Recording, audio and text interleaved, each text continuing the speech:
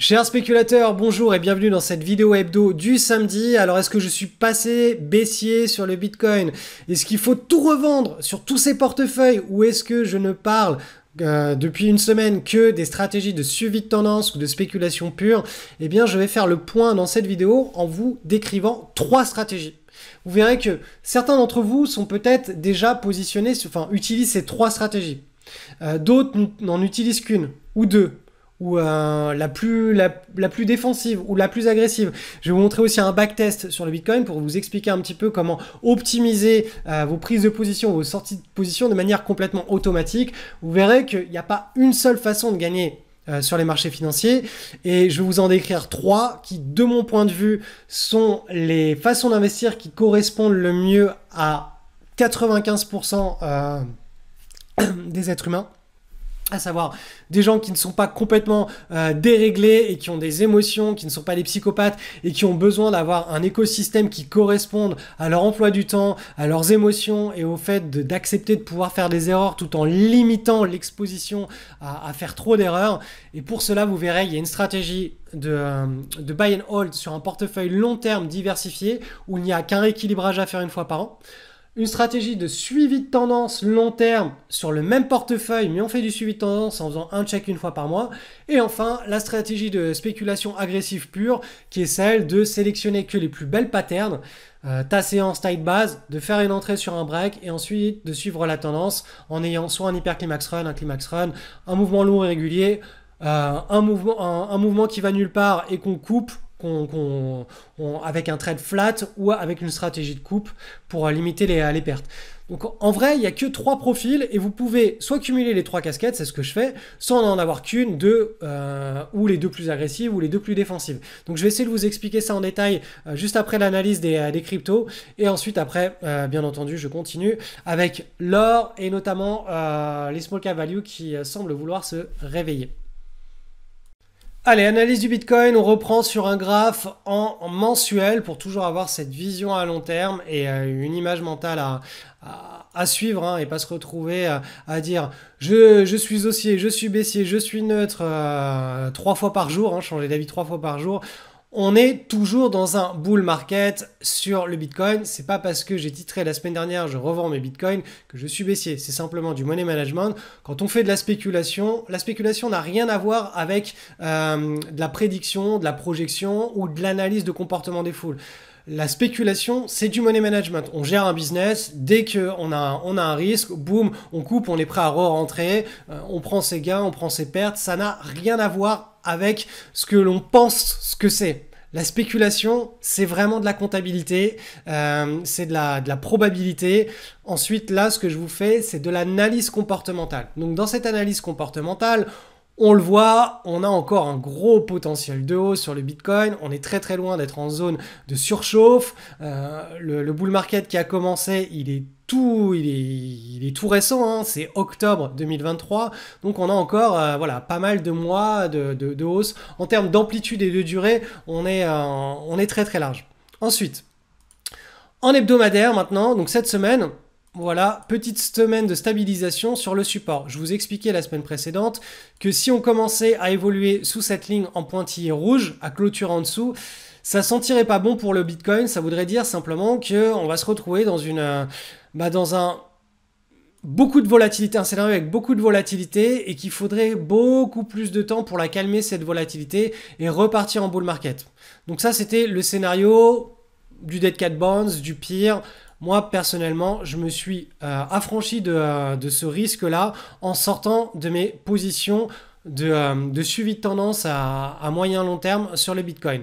Ensuite, le scénario qui reste pour le moment le plus probable, vu qu'on reste au-dessus de ce niveau de support, c'est celui qui est dessiné face à vous, à savoir un triangle assez large dans le temps qui pourrait prendre plusieurs mois et une cassure par le haut. Je vous rappelle qu'on est sur les ATH, on a quand même bien monté. On a un Bitcoin qui est parti des alentours de 16 000 et il a tapé les 70 000, donc on est bien monté. Donc cette histoire voilà, de se reposer, de prendre le temps.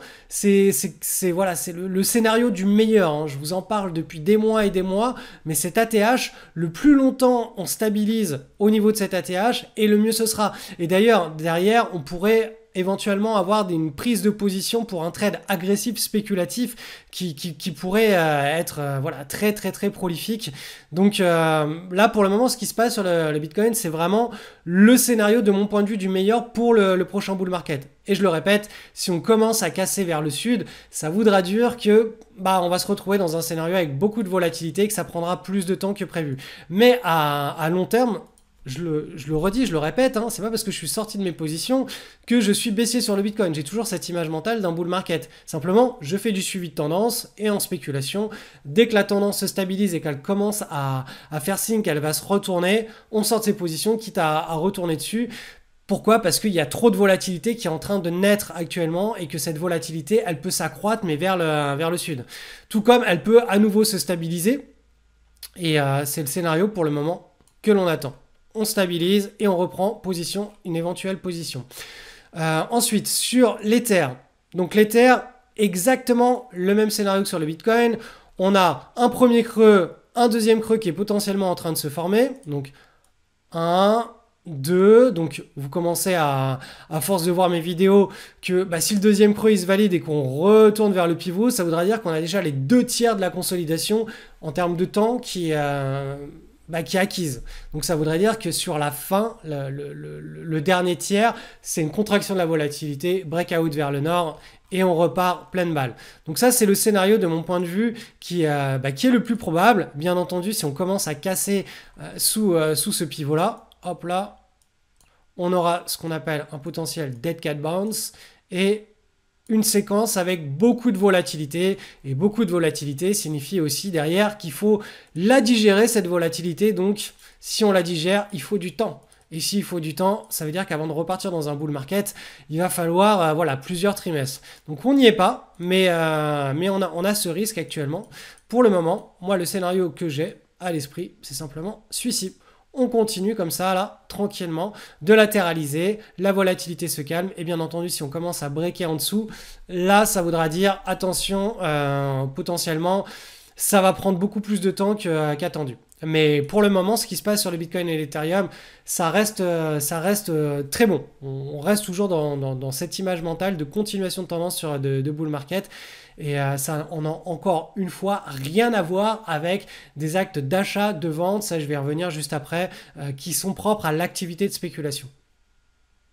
Allez, j'en profite pour faire un petit point très rapide sur le XRP. Donc le XRP est toujours dans cet énorme triangle chartiste. Il est toujours ici en train d'évoluer dans le triangle. On est toujours au-dessus du support. Je vous rappelle que c'est une pattern dont la psychologie est en mensuel. Donc les signaux, s'ils doivent avoir lieu, sont en mensuel. On peut éventuellement les timer sur de l'hebdomadaire, sur une unité de temps inférieure, mais l'idée là, c'est de se dire, si on commence à casser en mensuel, donc à terminer par exemple le mois de juillet ou d'août en dessous de ce triangle, là on pourra avoir une situation où on se dit, ok, le Ripple, ça craint, on pourra avoir une hausse de la volatilité vers le sud. Mais pour le moment, on n'y est pas du tout.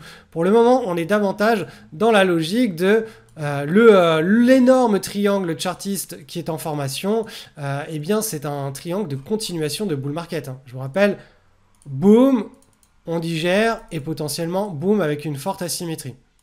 Donc peu importe derrière les histoires, la technologie, tout ce que vous voulez, quand on fait de la spéculation, on n'est pas là pour se marier avec une action à vie et étudier les moindres recoins de sa technologie, de qui fait pumper, dumper, tout ce que vous voulez. On est simplement là pour prendre des potentielles asymétries. Et là, si ça commence à partir vers le nord dans les prochains mois, hop là, on aura un potentiel signal très très fort sur les Ripple. Donc pour le moment, on est toujours en train de latéraliser et on n'a aucun signal de baisse, de scénario baissier et aucun signal de scénario d'accélération entre guillemets à court terme sur le Ripple.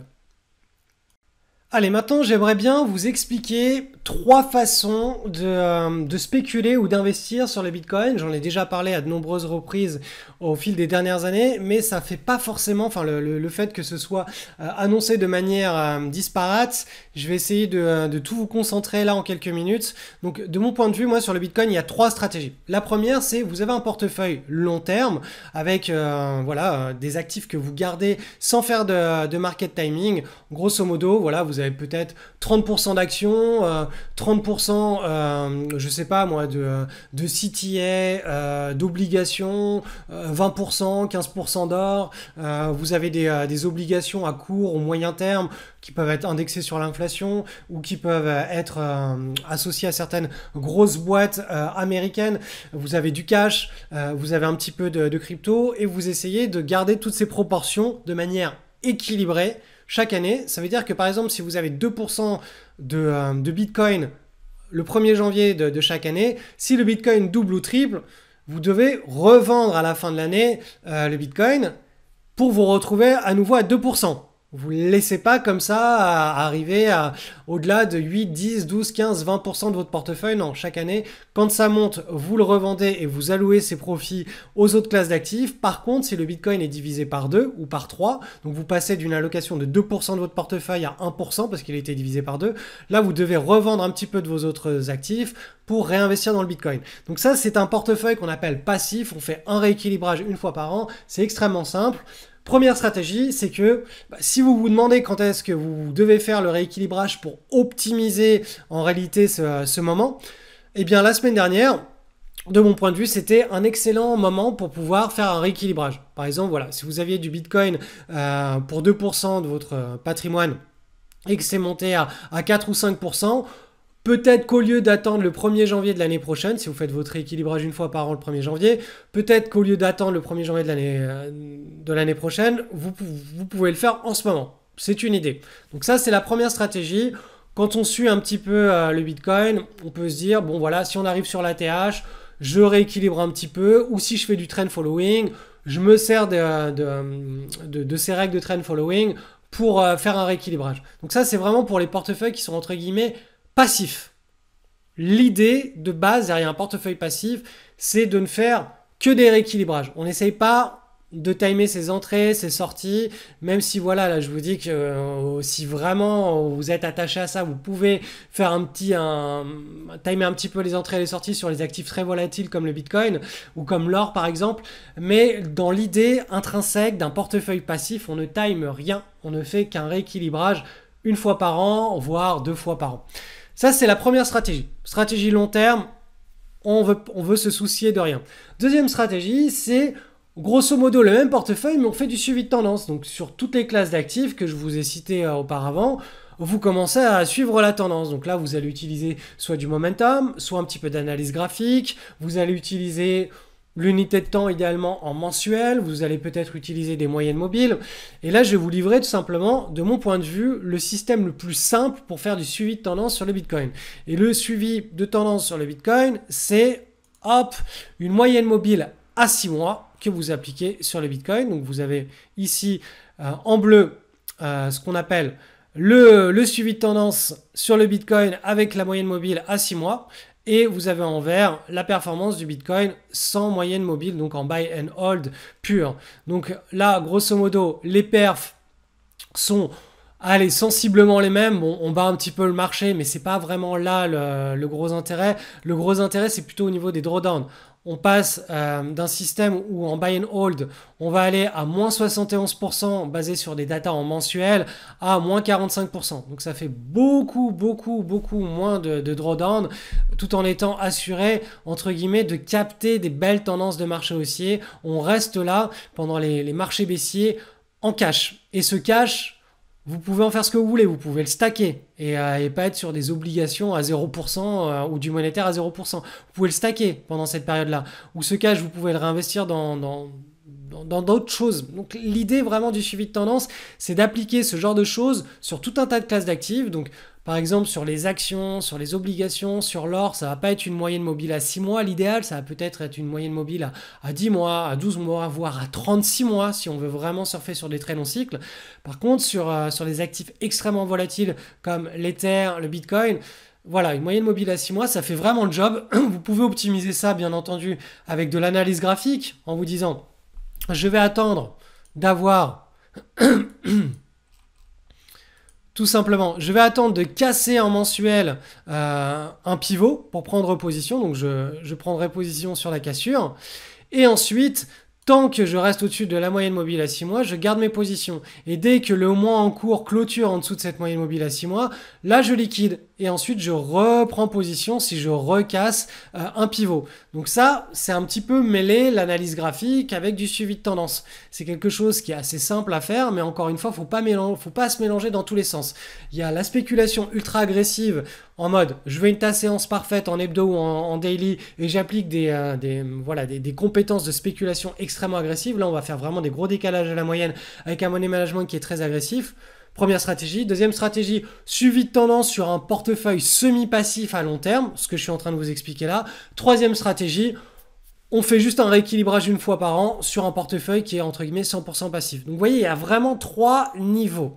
Un niveau où la spéculation, elle est vraiment, faut développer des compétences. Il faut vraiment attendre d'avoir des patterns qui sont absolument parfaites ou quasi parfaites pour pouvoir prendre position. Personnellement, moi sur le Bitcoin, j'ai pas pu prendre position sur ce nouveau bull market basé sur une pattern parfaite. Cette pattern, elle n'était pas parfaite pour prendre une position ultra agressive en spéculation pure sur le Bitcoin.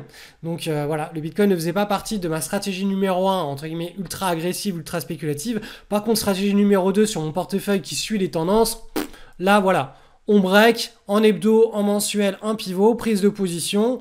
Tranquille, on surfe la tendance, hop là, en mensuel avec une moyenne mobile à 6 mois. Là, je me rends compte qu'en hebdomadaire, on commence à avoir quelque chose qui sent pas bon à ce niveau-là. Donc, moi, je préfère prendre mes bénéfices tranquillement avant même d'attendre la fin du mois et qu'on reste en dessous de la moyenne mobile à 6 mois. Peut-être que d'ailleurs, on va revenir clôturer au-dessus. Mais si on revient clôturer au-dessus, je sais que là, ça voudra dire qu'on est en train de potentiellement construire une base et que je pourrais tout simplement reprendre position soit dans ma stratégie numéro 2 de suivi de tendance sur mon portefeuille long terme. Donc, cassure d'une base en hebdomadaire, même si elle n'est pas parfaite, c'est juste, voilà, c'est une petite pondération dans mon portefeuille de suivi de tendance à long terme. Par contre, si la pattern qui va se former est parfaite, j'aurai aussi un trade ultra spéculatif sur les fameuses tas séances ou taille base que vous connaissez tous maintenant au travers de l'académie Crypto Surfer ou de mon école de bourse, où là, du coup, ça me fera avoir un trade ultra agressif sur Bitcoin et un trade de suivi de tendance à moyen long terme dans ma deuxième stratégie. Et bien sûr, ma troisième stratégie qui est du passif à long terme, c'est juste du rééquilibrage. Donc vous voyez, on peut avoir du Bitcoin sur seulement son portefeuille à très long terme et pas sur les deux autres stratégies. On peut avoir du Bitcoin sur du long terme et du suivi de tendance à moyen long terme. Et aussi, on peut avoir du Bitcoin sur, entre guillemets, du court terme, c'est-à-dire une pattern parfaite, on prend le break, on suit le mouvement, donc hyper climax run, mouvement long et régulier, ou une perte tout simplement, une coupe, etc. Donc vous pouvez vraiment avoir 3 horizons, 3 façons d'investir en bourse différentes, du spéculateur au semi-spéculateur, celui qui fait du suivi de tendance, à celui qui ne fait absolument pas de suivi de tendance, mais qui a juste un portefeuille passif et qui fait du rééquilibrage. Et vous pouvez faire ces 3 choses en même temps, ou vous pouvez sélectionner juste le profil qui vous correspond le plus. Les marchés financiers sont sans limite. On fait ce qui nous ressemble et ce sur quoi on a développé des compétences. Si vous commencez à vouloir tout faire en même temps et à descendre, à faire du scalping, du day trading, etc., honnêtement, vous allez vous perdre. Donc moi, de mon point de vue, le plus bas sur lequel on peut descendre, c'est des stratégies de swing trade en daily. Et idéalement, on reste sur des patterns en hebdo. Comme ça, on est vraiment très très relax. Et ça, c'est vraiment pour moi le mode ultra agressif. Ce mode-là qui est pour moi ultra agressif, si vous parlez de ce mode-là à un day trader ou un scalper, il va vous dire non mais c'est papy quoi, c'est Warren Buffett, c'est le Warren Buffett de la spéculation, c'est le mec qui campe sur ses positions pendant plusieurs mois. Sauf que pour moi, de la façon dont je vois l'être humain se comporter en bourse face à ses émotions, face à son emploi du temps, face grosso modo à comment on est câblé en tant qu'être humain, la spéculation, on ne doit pas la descendre au-delà du swing trading en daily et idéalement du swing trading en hebdo. C'est la manière la plus simple pour un être humain qui fait un petit travail de recablage mental de pouvoir réussir dans cette activité. Et si l'être humain ne veut pas se recabler ou n'en est pas capable, bah, il a quand même les deux autres stratégies qui sont des stratégies qui sont très simples.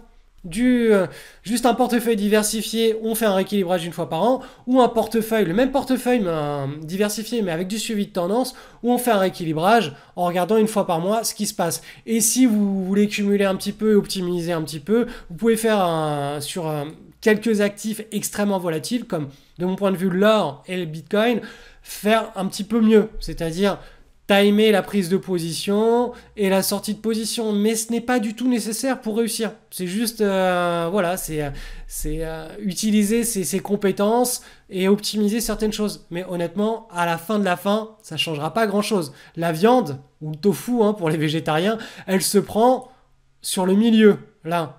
Et si la tendance est forte, vous allez prendre un gros bout de milieu, un énorme bout de tofu ou de viande. Si la tendance elle est toute petite, vous allez prendre juste un tout petit bout de viande. Quelle que soit la stratégie d'entrée et de sortie que vous utilisez, c'est pas elle qui va faire une grande différence en vrai, c'est le marché. Est-ce que le marché a décidé de payer ou pas? C'est ça le plus important. Analyse de l'or coté contre du dollar américain, une nouvelle petite semaine de hausse, ça y est on arrive vers la zone de pivot, on a une structure avec le double creux là qui arrive à maturation, donc là potentiellement encore peut-être 1, 2, 3 semaines de stabilisation sous le pivot et on aura quelque chose de mature.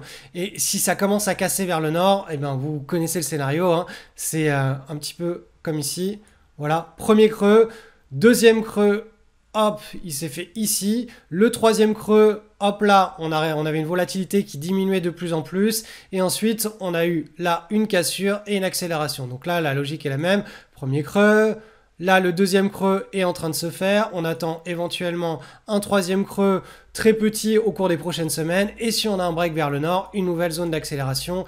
Si je vous passe le graphe de l'or en mensuel, vous voyez bien qu'on a quand même un énorme potentiel de progression sur cette classe d'actifs, puisqu'on est simplement au début en mensuel du bull market. On a cassé vers le haut en mars 2024, donc de cette année, et on a toute cette marge de manœuvre d'avancer sur l'or.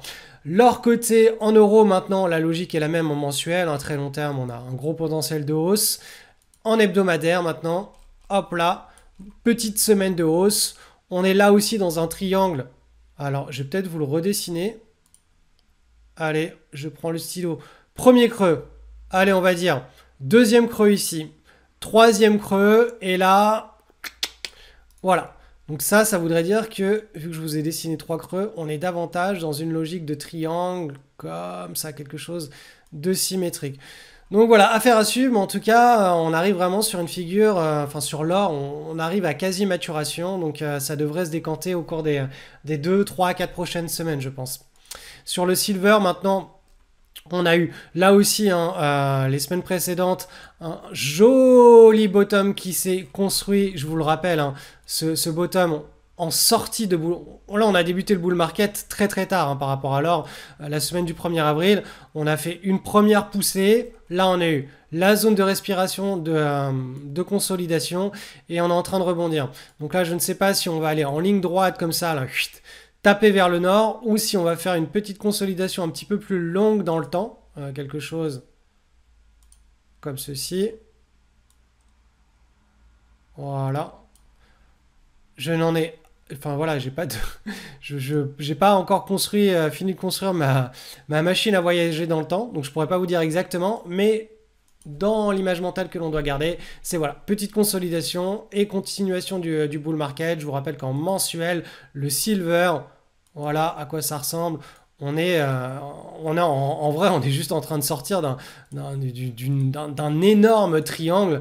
Là, on est au tout début, hein. On est vraiment au tout début, hein. C'est une zone d'impulsion, hein, sur le silver, hein. Vraiment début de bull market, donc un beau potentiel, je pense, pour les trimestres et les années à venir. Analyse du SP500 avec une nouvelle semaine de hausse, donc on est en plein petit rallye estival, donc ça fait 1, 2, 3, 4, 5, 6 semaines d'affilée que eh bien, le SP500 ne cesse de monter en ligne droite, on est ancré dans ce momentum et comme je le répète chaque semaine, on a un objectif en ligne de mire qui est le haut de ce petit canal entrée plein, mais aussi la règle du balancier, à savoir en mensuel, cette tasse avec cette anse. On reporte l'amplitude et on a un objectif intermédiaire de bull market et l'objectif final en termes de temps et d'amplitude du bull market est davantage autour de 2026 et autour de la zone voilà, des 800. Donc pour le SP500, on est toujours sur cette logique, hein, de faible volatilité. Donc l'optimisme, hein, quand la psychologie des foules est haussière, on monte tranquillement les escaliers et puis je le rappelle, quand tout le monde se met à paniquer, on prend l'ascenseur pour descendre. Donc là, on monte tranquillement les marches d'escalier. On va aller voir que sur le Nasdaq, qui est un indice avec beaucoup plus de volatilité, hein, l'indice des valeurs technologiques, cette semaine, on a une petite pause, mais la semaine précédente était une semaine qui était très haussière. Donc la logique reste exactement la même. Elle est alignée avec celle du SP500. Bull market pour le moment, hein, trend haussier pendant l'été. On va aller voir maintenant ce qui se passe du côté de l'Europe. Je vous rappelle qu'on a une situation d'attentat sur le CAC 40, hein, donc un espèce de dip suite à des annonces de type politique. On a eu une zone de pivot qui était potentiellement identifiée ici puisque on a passé pas mal de temps à la travailler. Et là, cette semaine, regardez, à nouveau une mèche longue. Donc ça fait quand même 2 semaines qu'on a des mèches longues vers le bas. Ça veut dire que là, potentiellement, les acheteurs sont présents.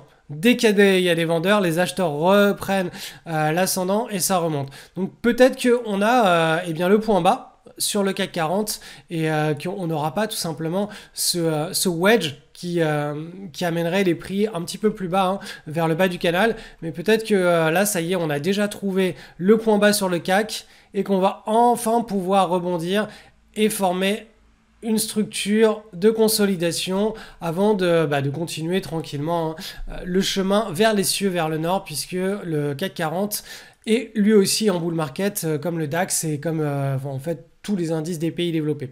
Donc affaire à suivre, mais là ça se présente bien. On a potentiellement alors j'ai peut-être supprimé ça et rajouter ce petit pivot. Voilà, si ce petit pivot est cassé par le haut au cours des prochaines semaines, on va dire peut-être la semaine prochaine, on se retrouvera dans le scénario en bleu que je vous ai dessiné. Et allez, on va aller même plus loin dans Madame Irma. Voilà, on aurait une tasse avec une anse dans l'idée. La fameuse tasse et anse, c'est toujours cette structure mentale, hein, qu'on doit garder à l'esprit quand on est en train d'analyser un bull market. En réalité, peu importe, hein, la structure que prend les prix, hein, que ce soit un triangle, un rectangle, un triangle symétrique, tout ce que vous voulez. L'idée, c'est d'avoir toujours cette structure de la volatilité qui se diminue au fur et à mesure que la consolidation devient de plus en plus mature. Et la plupart du temps, ça prend la forme d'une tasse et anse. Ta séance qui elle-même peut être requalifiée sous forme de triangle. Voilà. Donc ça, c'est pour le CAC 40. Pour le DAX, on est dans une situation où on a une semaine très intéressante. Donc je vais, hop là, ajuster un petit peu le pivot. Et donc voilà, on aurait le premier creux de la consolidation, hein, sur le DAX qui est créé. Donc hop là, premier creux. Donc là, potentiellement, on va arriver sur la zone de pivot. Donc la zone de pivot devrait faire stopper les cours à court terme. On devrait continuer à consolider et de là, potentiellement, un nouveau break vers le haut d'ici la fin de l'été pour une accélération sur l'Europe. Donc voilà, les pays développés sont en bull market. L'Europe est davantage en situation de consolidation. Les États-Unis sont le leader incontesté en ce moment. Ils sont en train de pousser vers le nord. On a même sur l'indice des small caps, donc le VBR, c'est une ETF. On a eu cette semaine le deuxième creux qui lui est formé. Alors je vais vous dessiner ça. Donc premier creux, hop, Deuxième creux, on voit cette semaine, magnifique séance de hausse. On voit que le petit pivot ici au sein de la structure de consolidation a été cassé vers le haut. Donc là, on arrive, on va dire, aux 2/3, ou voire plus des 2/3 d'une figure de consolidation. Et je vous rappelle que le VBR, le Vanguard Small Cap Value, donc vous prenez en réalité n'importe quel ETF sur les Small Cap Value. Je vous avais fait une vidéo là-dessus il y a quelques temps, parce que j'ai rajouté pas mal d'indices de Small Cap Value en portefeuille, pour diversifier le côté action, donc mon portefeuille très long terme. Parce que de mon point de vue, les small cap value ont pris beaucoup de retard par rapport à tout ce qui est, par rapport aux autres gammes d'actions. Donc vous avez les actions, tout ce qui est quality, tout ce qui est value dans les large caps et les mid caps. Vous avez tout ce qui est croissance dans les large caps, les mid caps, les small caps. Vous avez comme ça plusieurs thématiques, tout ce qui est momentum, etc. Dividendes, bon, bref, vous avez les quants, le monde de la finance à essayer de segmenter les différents types d'actions, et les small cap value donc sont un type d'action. Dans la catégorie petite capitalisation, on a les actions qui sont value, et elles ont énormément de retard sur le cycle actuel. Donc vu que c'est une classe d'actifs qui est relativement volatile, et elles ont tendance à faire cette classe a tendance à faire des rattrapages qui est assez rapide, un petit peu à l'image du silver par rapport à l'or. De mon point de vue, il pourrait y avoir un rattrapage au cours de l'année 2024 ou 2025 assez fort sur les small cap value, quand tout simplement les large caps commenceront un petit peu à se stabiliser. Il devrait y avoir des prises de profit qui auront se réinvestir de plus en plus dans les small cap value. Donc ça, c'est ma vision des choses. Je ne sais pas du tout si elle arrivera, mais en tout cas l'analyse technique nous montre que on s'est extrait d'une large base ici en décembre 2023, cette semaine-là, la semaine du 11 décembre 2023, et que depuis on a énormément végété, on a très peu avancé. Donc le rattrapage devrait avoir lieu, et là vous le voyez, on a cette magnifique consolidation qui arrive à bientôt à maturation. Donc on pourrait avoir une envolée de cette classe d'actifs, on va dire sous-classe d'actifs, pendant l'été. Donc potentiellement, voilà, on pourra avoir quelque chose comme cela. Hop, et là, boum. Et là, gros rattrapage vers le nord. Donc, affaire à suivre. Et enfin, je vous rappelle que pendant l'été, et notamment au début du mois de septembre, il y a des choses qui vont se passer en privé dans la communauté. Donc, si vous voulez en faire partie, être averti de tout ce qui va se passer, si vous voulez recevoir du contenu exclusif qui ne sera pas distribué sur la chaîne YouTube, mais uniquement via ma mailing list privée, le lien est en description. Je vous rappelle que vous pouvez vous désinscrire de cette mailing list à tout moment. Ce n'est pas du spam. Vous avez en bas des emails un petit clic se désinscrire, et vous ne recevrez plus aucun email de ma part. Donc voilà, c'est juste une façon pour vous d'avoir accès à des datas, des connaissances, des histoires, des cas pratiques dont je ne parle pas publiquement sur ma vidéo YouTube du samedi.